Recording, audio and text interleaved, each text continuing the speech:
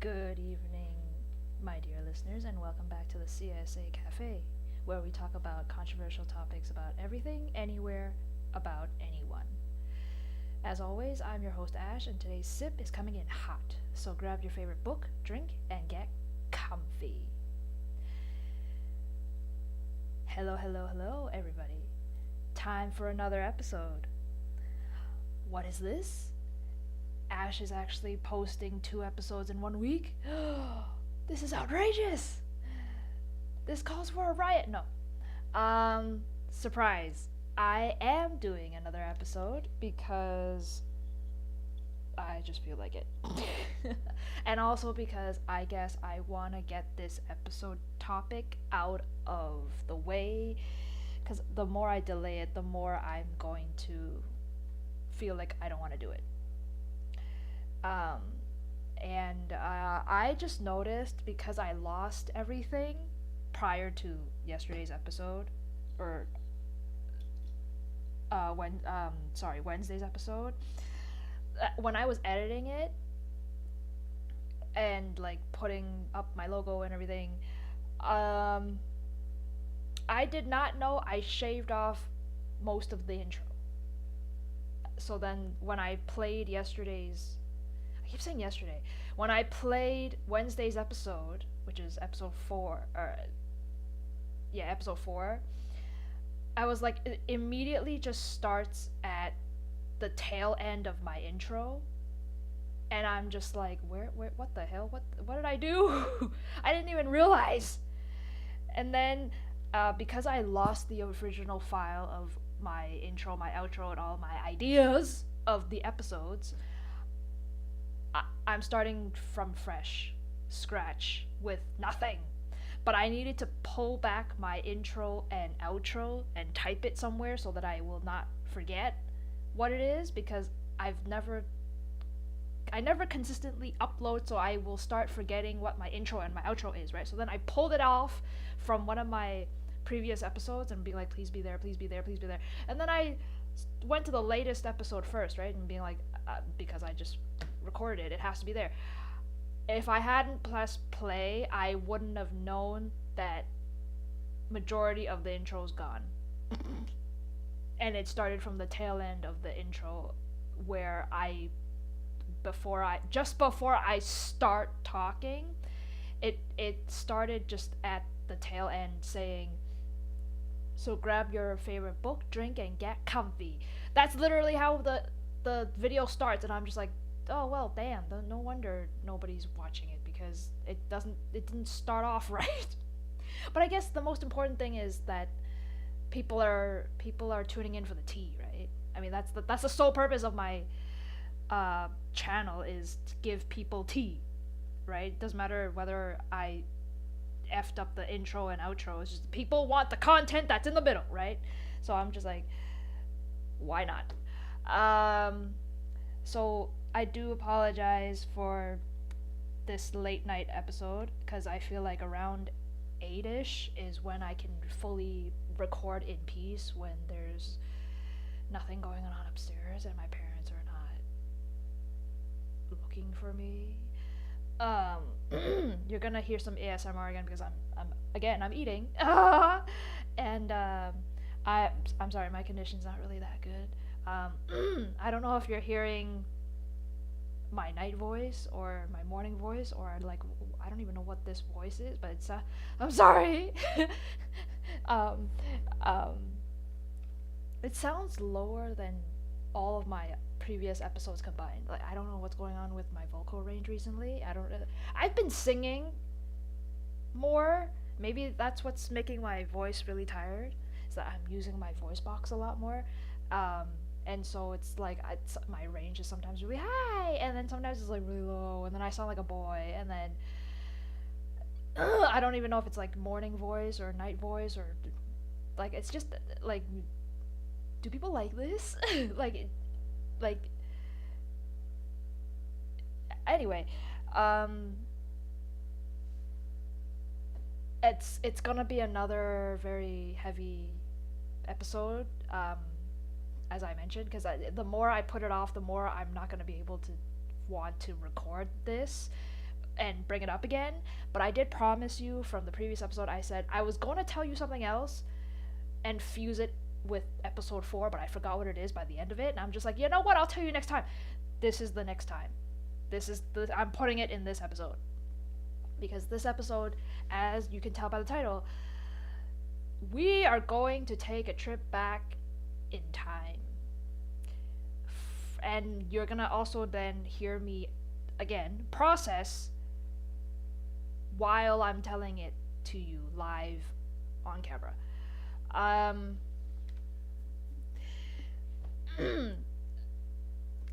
So, I think by now everybody knows just how open I am about mental health and what I've gone through and how much I've been a survivor and still am and counting. That I'm very aware of what's going on and what's happening to me, what has happened to me, but then because of my brain trying to protect me, I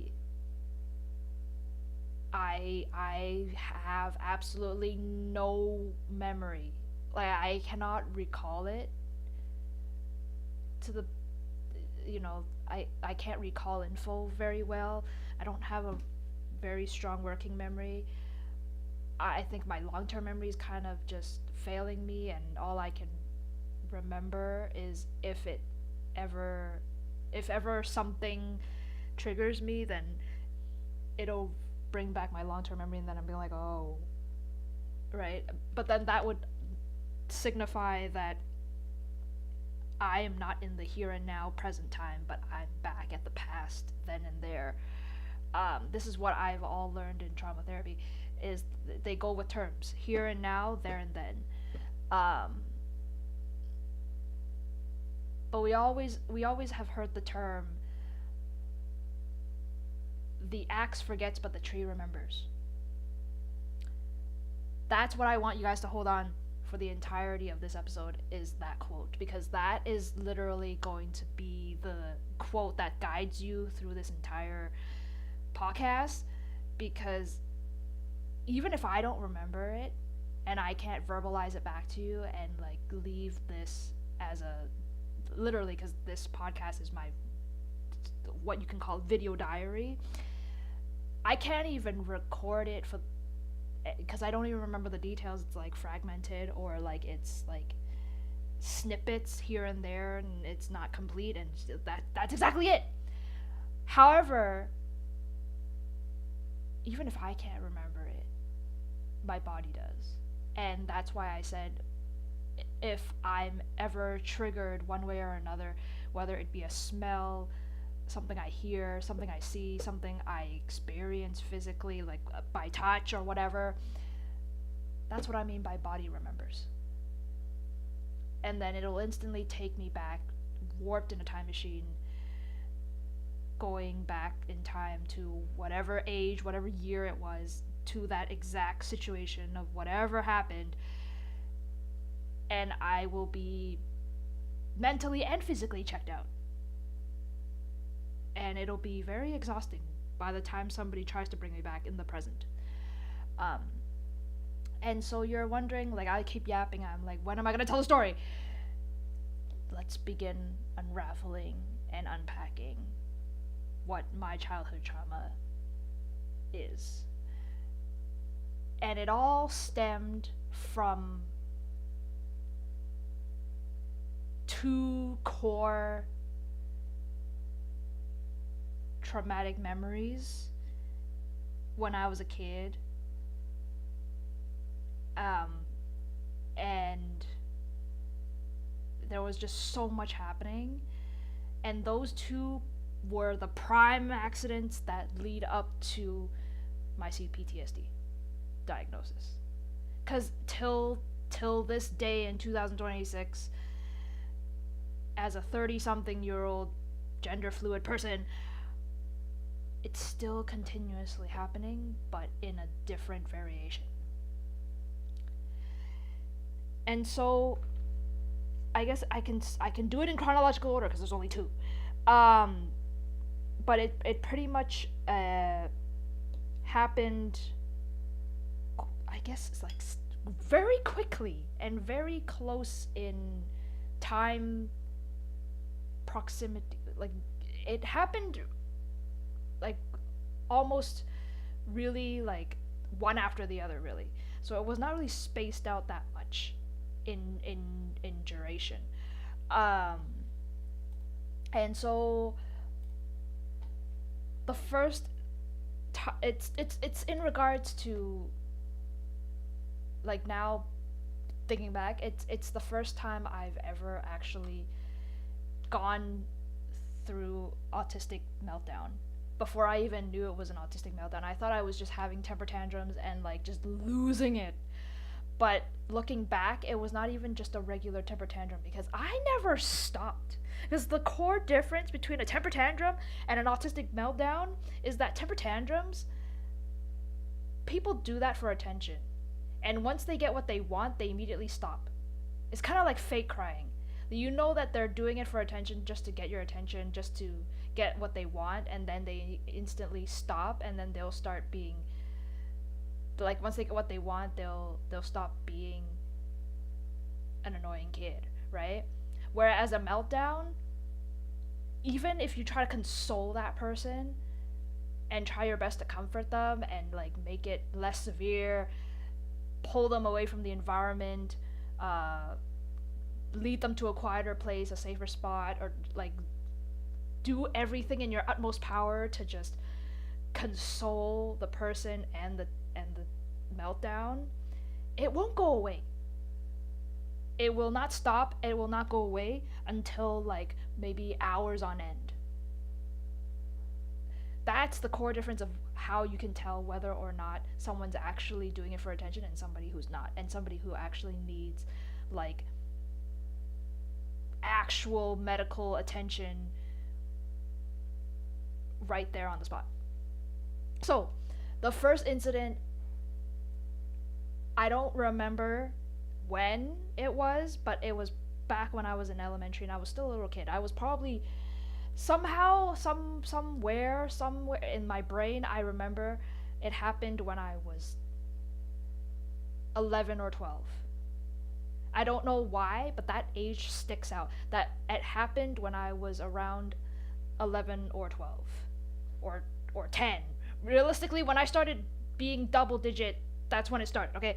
Second is I remember it was in the winter time that it happened. Somewhere probably around this time actually. Like I think it was around February or March or even January. But it was like cold and we just had a snowstorm like a few weeks ago and whatever. And like on that day it was snowing. And it was nighttime and it was at the dinner table where I had absolutely no idea what was happening, but this was back when my brother still was living with me before he moved out. That my like something was happening and it was just me, my dad, and my brother. My mom finished dinner, so she went up to her room, so she didn't have to witness all of this.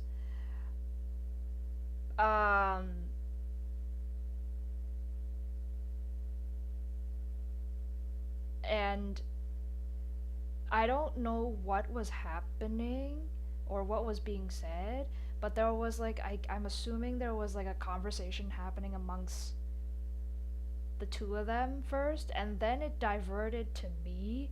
I think my brother was trying to talk to me, or my dad was trying to ask something, but I was like super pissed off and annoyed, and I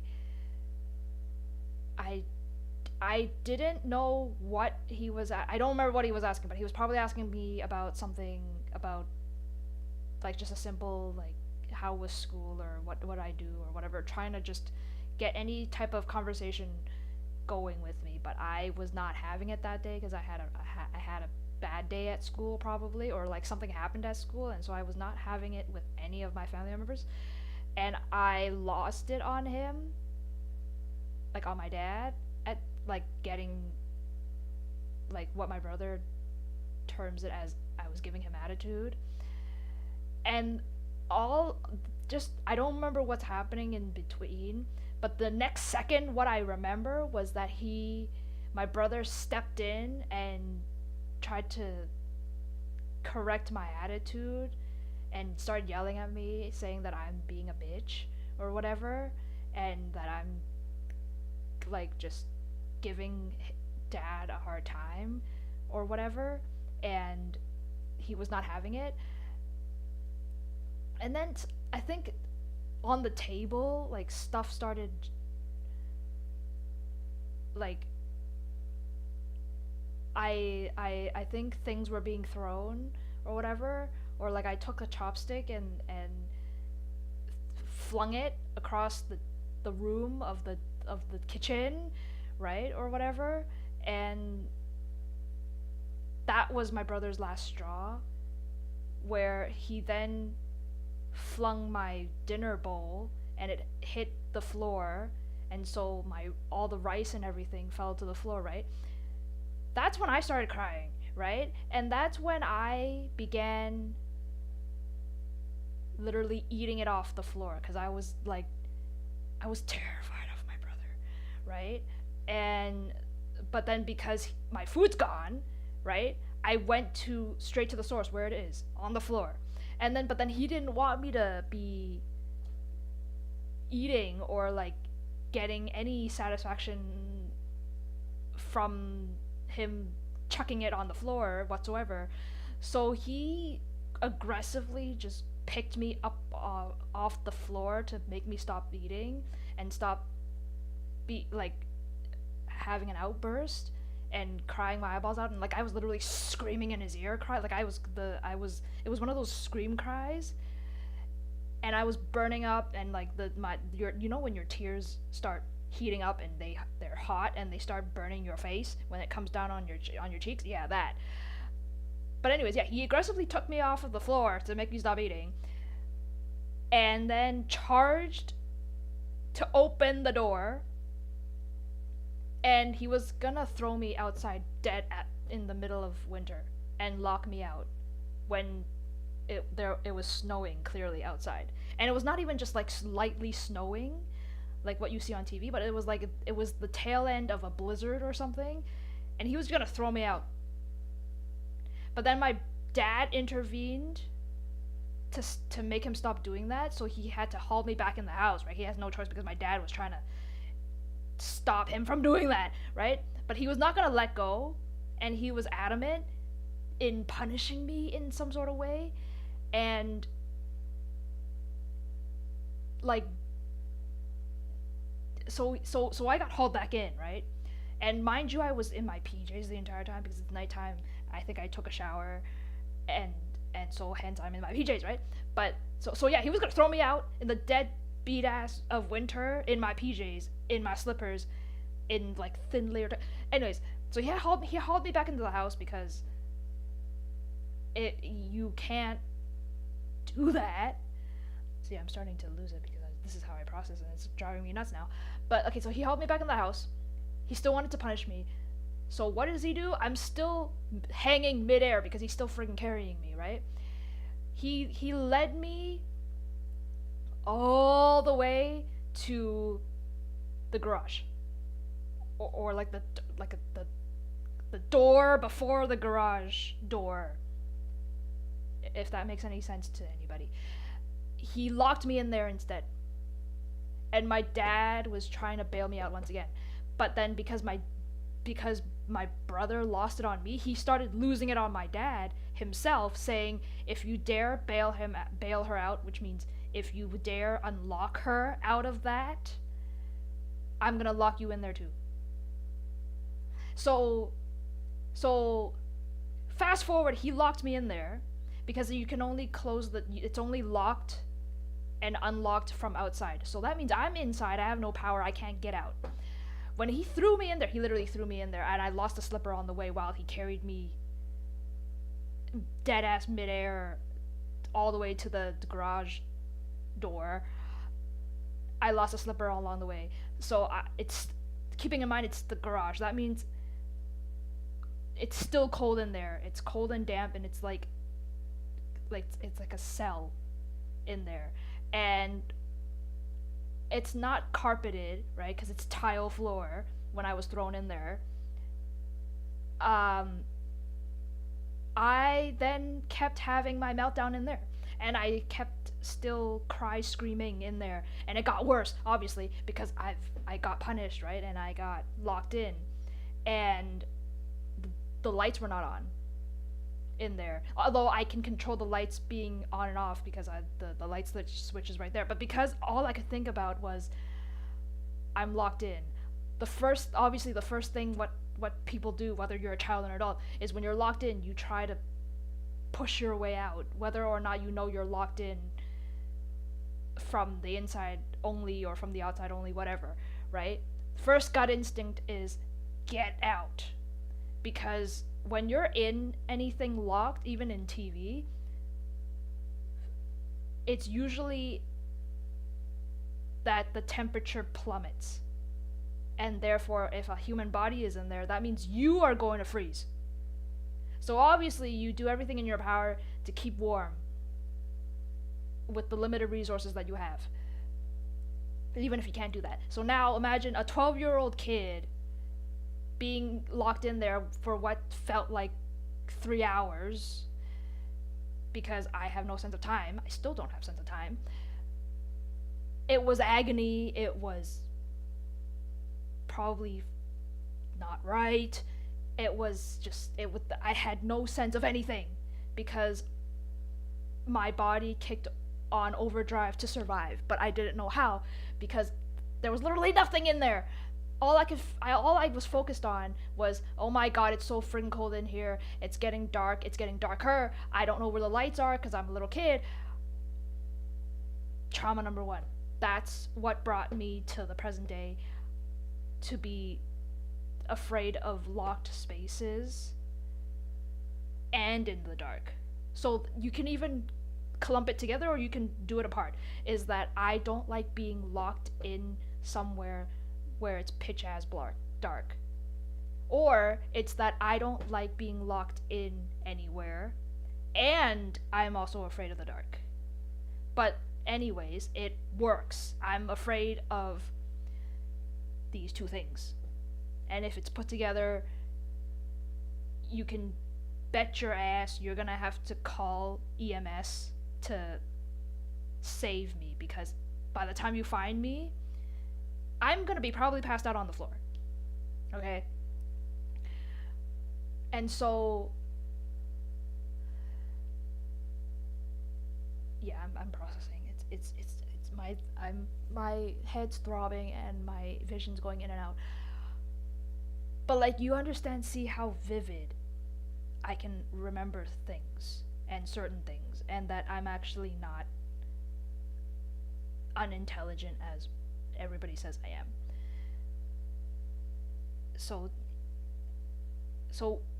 anyways, going back to hold on, orange.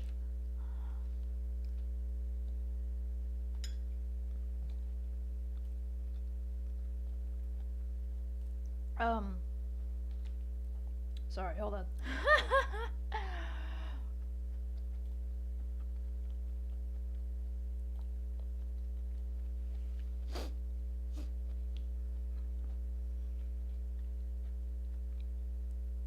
So, where we're at now is we can rewind it back and start from me being locked in there. So, like I said, for what felt like 3 hours in there was just pure torture.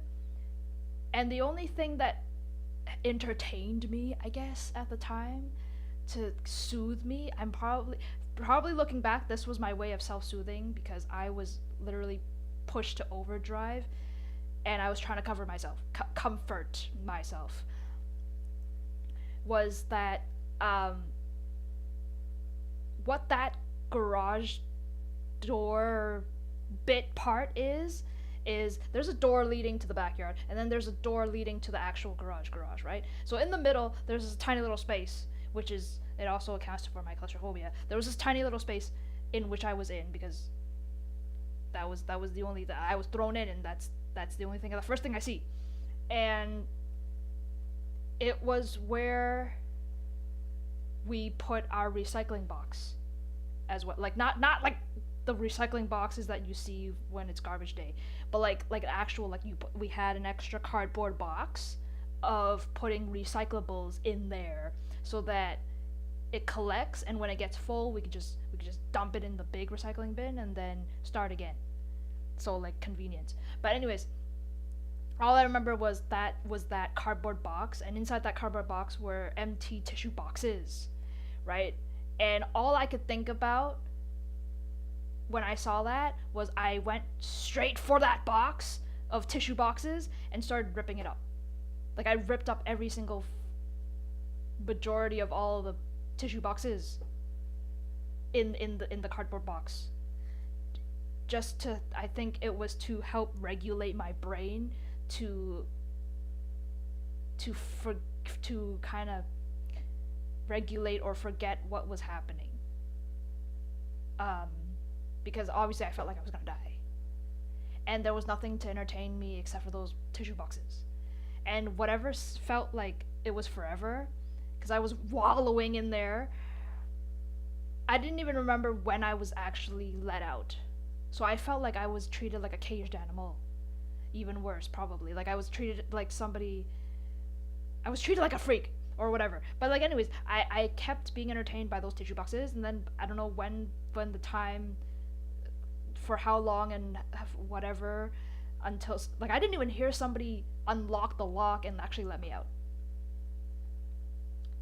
That's how would you call it? Like, desensitized and numb, or how much damage that was done to me to not realize when the lock started unlocking and the door was open and I could finally get out. First thing I figured out when I got out was search for my flipping slipper that I lost while I was being, like, thrown in there. First things first is I got back that slipper, and I think I charged upstairs, and I didn't think about finishing anything or like replenishing my appetite, because I was, keeping in mind, I was tortured in the middle of eating dinner, and I was not done yet, which meant little old me was still hungry. But because my body was suddenly thrown into fight or flight, all I could think of was to survive and not piss anybody off again, because apparently it's my fault that they drove me into a meltdown and didn't understand why I was being a brat and being a bitch. Nobody asked me questions or comforted me or asked me if I was okay, and I just charged upstairs and got ready for bed or something, or I went upstairs and jumped right into the shower and then I went to bed. I don't remember what the fuck happened, but all I remember was my day was done right there and then when I was let out.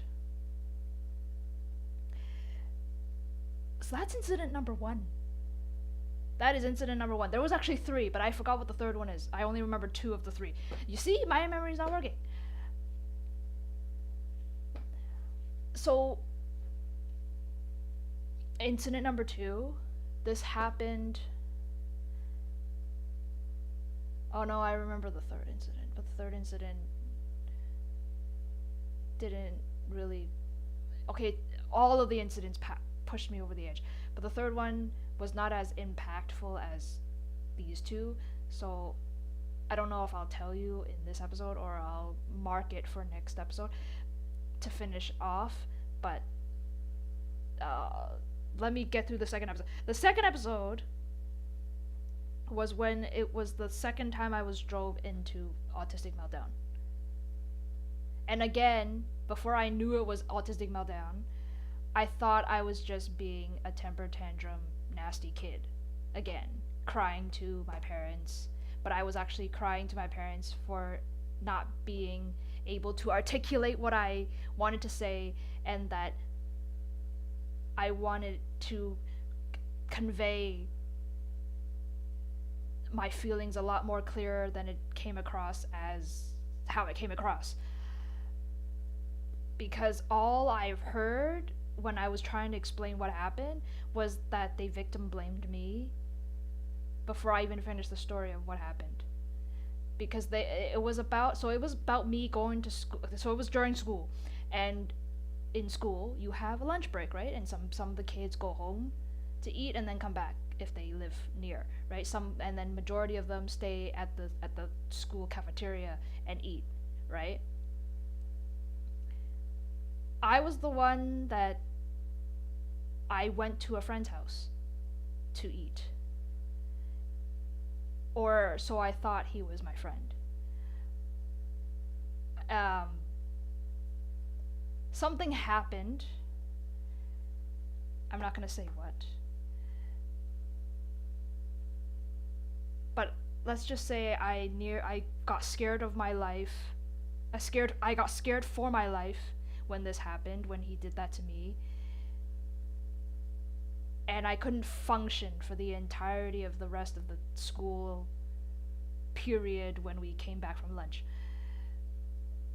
And because it was bothering me so much, I think I waited either 24 hours or like a few hours after school before telling my parents, being like, look, I nearly lost my life by when I went to so-and-so's house for lunch. That's when they started victim blaming me before I even finished saying, I almost lost my life by going to somebody's house for lunch.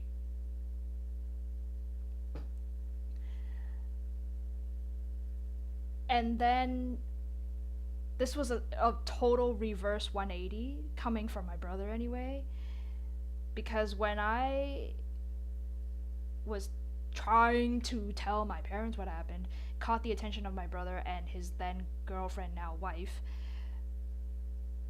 it piqued their interest of wanting to hear the rest of the story. And then so they asked me where this kid lived so that they can go talk to him. But before I knew it was just a measly,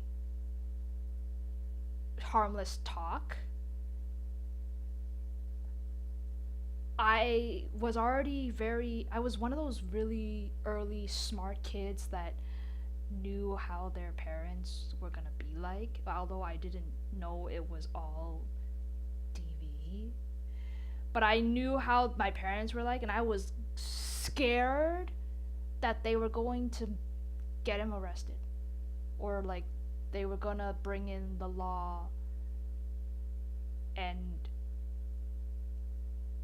call on him for doing this to me.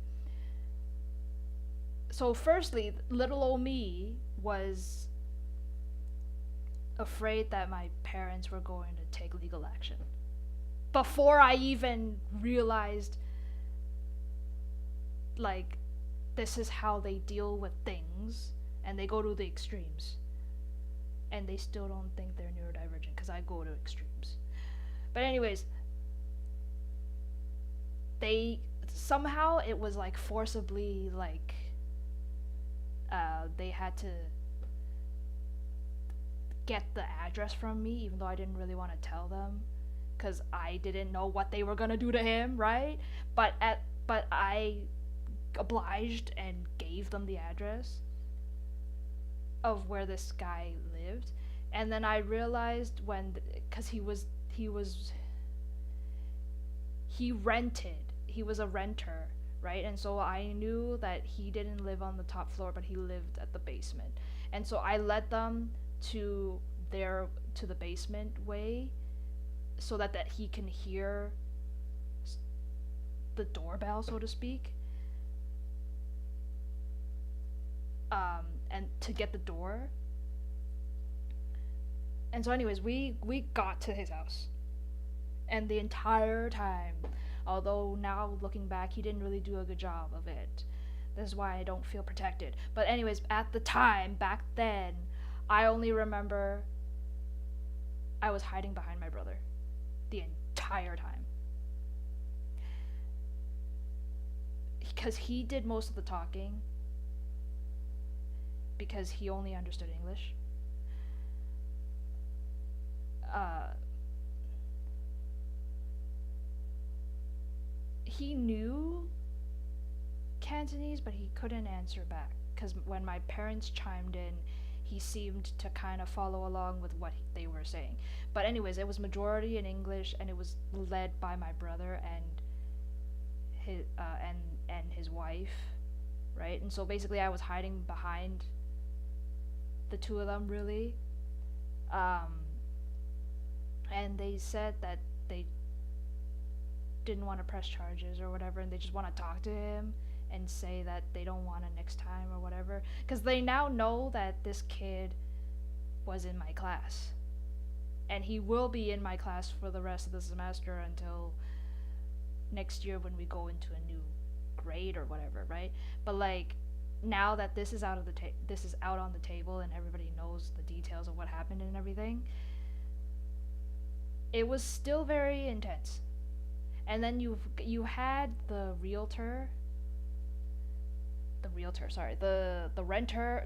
landlord. For some odd reason, I remember that he answered my parents yes when they asked if he was his dad.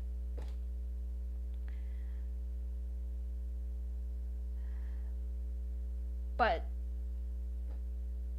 like, anyway, we were talking to the kid and the grown up that was in the house.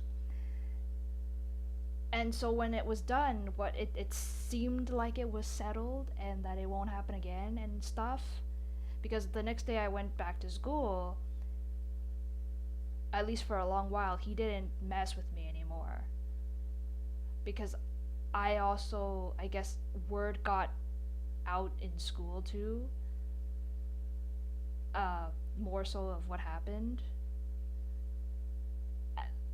Or people didn't know. People didn't know, but they knew something changed amongst me and him, because we were actual friends until the very point of whatever happened. Everybody just knew that the distancing changed and I no longer interacted with him, and the teacher separated us because he was realistically, honestly, a bully too.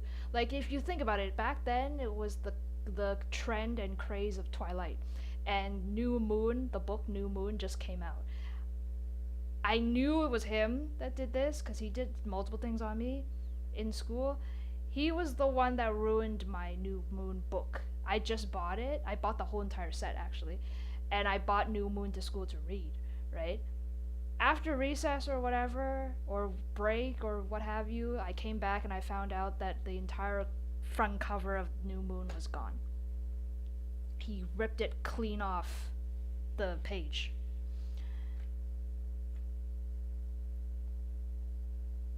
Who else than him to do this?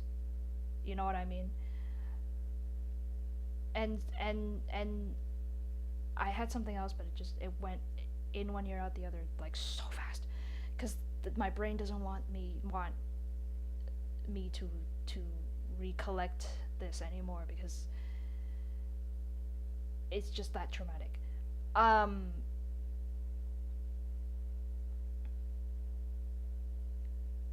But I think, me again processing this, I knew that maybe even just him befriending me back then was all a fluke.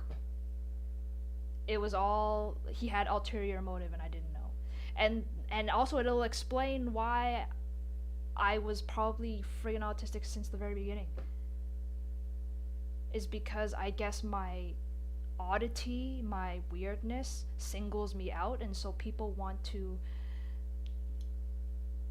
take advantage of me in that way and befriend me and hopefully climb the ladder and think that over time, as I grow older, I would become submissive to them and compliant and obedient and you know what I mean? I don't want to say the actual word, just case. But I think this was a case of that from the very beginning. And that's why when it was going through in high school to even post secondary, I never took the hint and knew what they were actually doing until the tail end of my 4th year in high school that I realized it was actually that, because somebody had to tell me and wake me up and go like, hey Kay, look, what they're doing is actually this, and you need to wake up and realize that, and get help, and get out of it and heal, and like I yeah. But anyways, this second incident, probably I was 14, 14, 15. It was when I was in grade 8. He was grade 7, I was grade 8. It was a split class. So I was near graduation. As well when this happened. And to think that I almost nearly lost my life.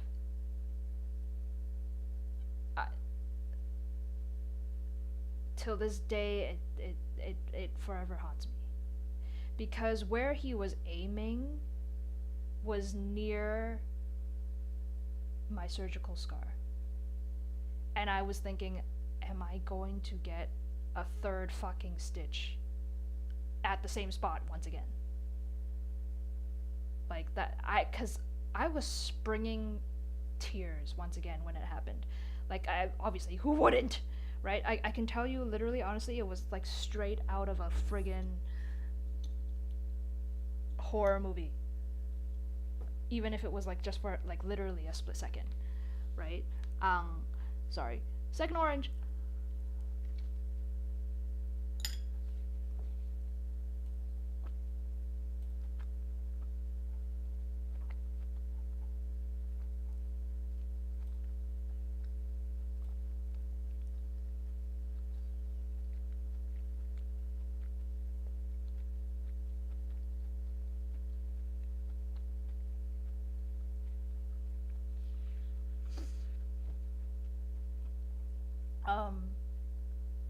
Sorry. Yeah, I don't know how else to tell you. But I think that's it. These are the two top most incidents that probably was the trademark of starting my childhood trauma. The third one I do remember, but because it's getting late, I don't know if I can fit it in this episode. Because I obviously do want to start shortening my episodes, so that it's not too much of a auditory burden to everyone, as well as a burden for me to upload it, because the longer your video is, the longer it takes to finish loading and uploading it onto YouTube, right? But let's just say the third incident was just relating to me and my dad only, and it was happening at the dinner table once again. And I remember things were being flipped, and that I went into shock overdrive, autistic meltdown again. So who actually was really the more dramatic one, me or him? Because all I remember was that I was crying again, and he was the one making a scene and making a mess in the kitchen upon finding out what I told him. And it was through something minor, or at least I think to him anyway, it's not minor, but he was very accusatory about it.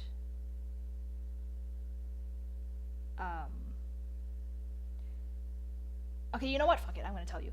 So, I might not tell you the explanation, but I think the only explanation you can I that would make sense is that for all of these incidents, I'm processing that it was never my fault. Like, it was not, if anything, it was not solely ever it was not solely just my fault. There you go. Especially for this third one. Okay, so we can all agree that you can't control your feelings when it comes to love. When you love someone, you love someone. Or in this case, when you were kids, when you like someone, but you don't know what to do with it, and you don't know how to cope with it, you don't know how to handle it. But if you like someone, that's just it. You can't control it. This goes back to my first love ever, and this was again happening in grade 8. So I started, I guess, dating when I was very young. It was not even really a serious dating, but to me, I treated it as such. Anyways, this was going back to my first love. Just shout out to him. Hey, if you're ever listening, and if you ever come across my channel, I miss you. Even though what happened was quite the downfall, and I hurt you, you hurt me, and we were both at fault, I've never forgotten about you. Ever. Anyways, diving into the third. Okay, so like I said, it was happening in the dinner table again, which means it's happening in the kitchen. Everything traumatic always happens in the kitchen. That's why I hate the kitchen. Anyways, but it was happening in the kitchen. This time it was just me and my dad, and it was dinner time because we were the slow pokes that were not done eating yet. We, for some odd reason, I accidentally let the cat slip out of the bag, saying that I like someone, and we started dating. That's where he started flipping his lid, and I think he made a whole commotion on the dinner table, and the whole soup pot flipped. Or something flipped. Some pot flipped, which therefore made a mess from the table to the floor. And I think I was nearly going to be burned if I hadn't had fast reflexes and moved out of the way. I let the cat slip out of the bag saying that I was dating. And he started, from there, his temper started rising the more info I started telling him.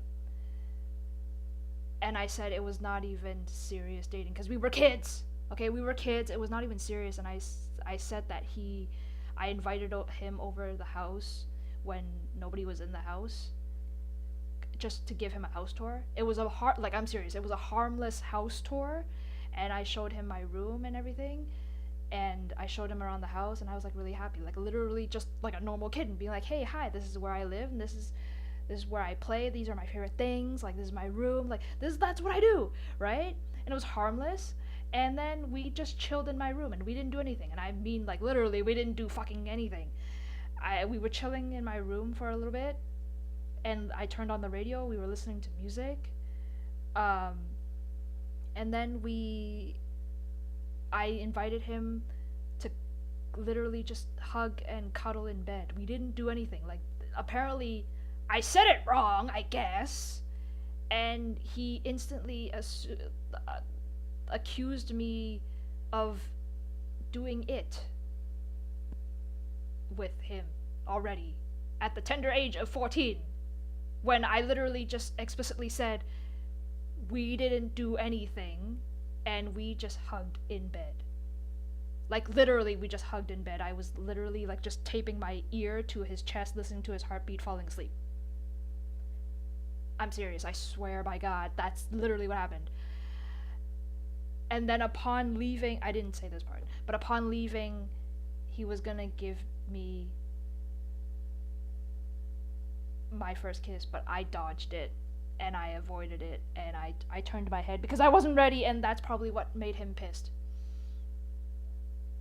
But I guess that was the start of me being asexual. that I couldn't take any sort of physical affection whatsoever, even just a small peck on the lips, because I was nervous and I was scared and it didn't happen and he had to go. And he looked very angry.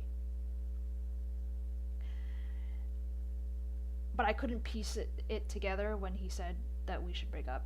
And then obviously in the next day when I went to school, everybody turned the narrative and made me the villain, and they kept chanting like, why'd you break up with him? Why'd you break up with so and so?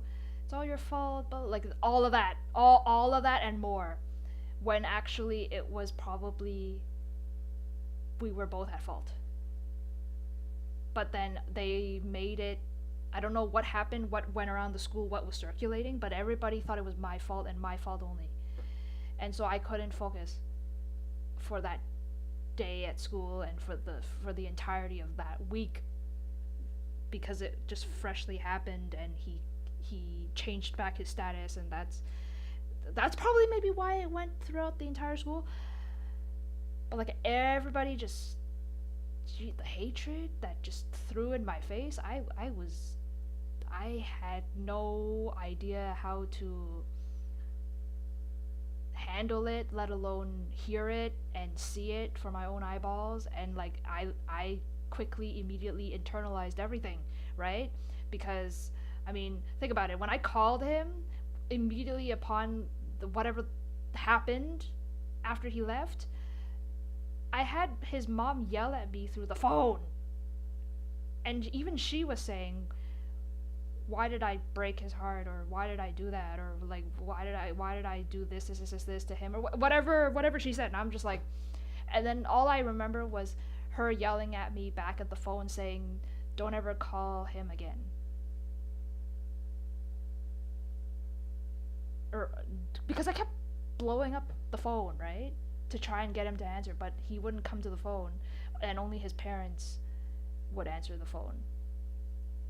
And then his grandparents were the ones that didn't know anything, and they were nice enough to be like, oh, there's somebody on the phone for you here. And then upon immediately knowing that it was me, that's when he started not picking up again, and it's only his parents just talking on his behalf and yelling at me on his behalf. So I guess it was my fault. But like, anyways, it was messy. But like, I guess that's how first loves are like. That it's this last one is probably like the super earlier ones. Frankly, this should have been the first one, but whatever, it's okay, because I only remember the beginning two, not the third one, right? But yeah, this goes to show just how long childhood trauma can linger and go on for, and that it can take a lifetime to probably never to being healed and fixed and at peace, or like at that point, really, all you can think about at this point, when you reach your 30s and 40s and 50s and onwards, is that you'll soon come to terms with just not wanting to be fixed, and you just want to be at peace in your own way, without being healed or anything. Like, whatever floats your boat, whatever makes you feel better,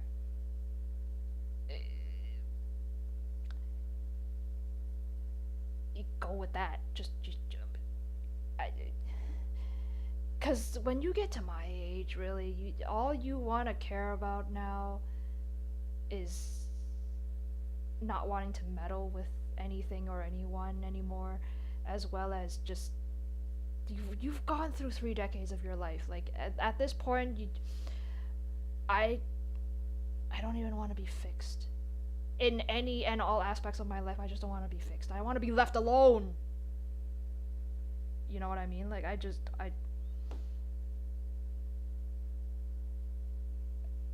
don't want to deal with anything anymore. Um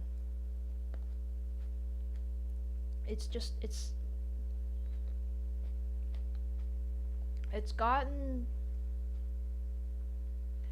exhausting over the years, and just like how your body breaks down with age, y- you're done. Mentally, physically, intellectually, like you're just tapped out cuz you're burnt out, you're worn out, you're everything. Like it's energy gone. Like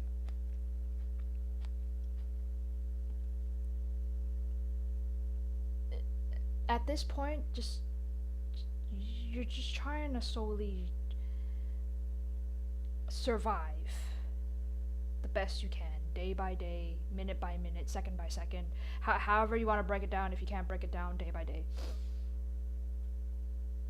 Just the task of trying to survive every day is enough. I know that, but do the people that I live with know that? No, they don't. Do they care? No, they don't.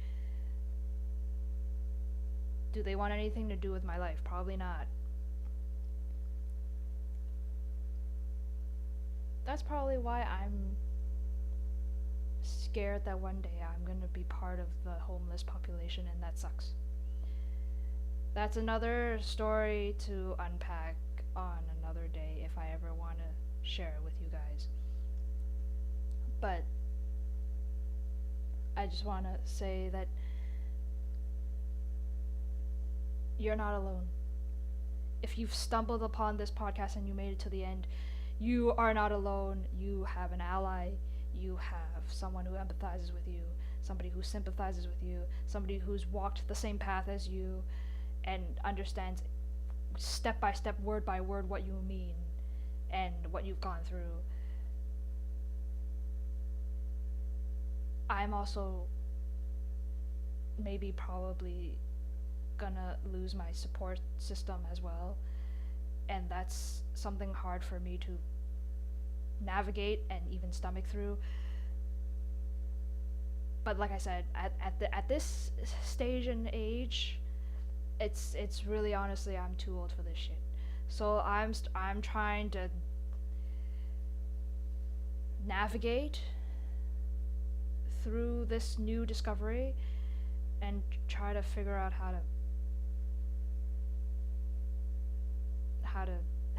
to reset, restart, and relearn.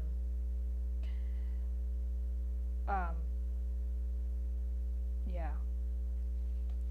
Okay, and so I guess on that note, my dear listeners, it's time to say goodbye. This topic and this episode, as I mentioned in the beginning, was very content heavy once again, but I hope today's tea warmed your stomach and satisfied your appetite. I hope everybody also stays hydrated after listening to this podcast episode. I'm so sorry for those that were not ready to receive such episode. So keep hydrated, stay safe. As always, I'm your host Ash, and I'll see you next time at the CSA Cafe. Good night.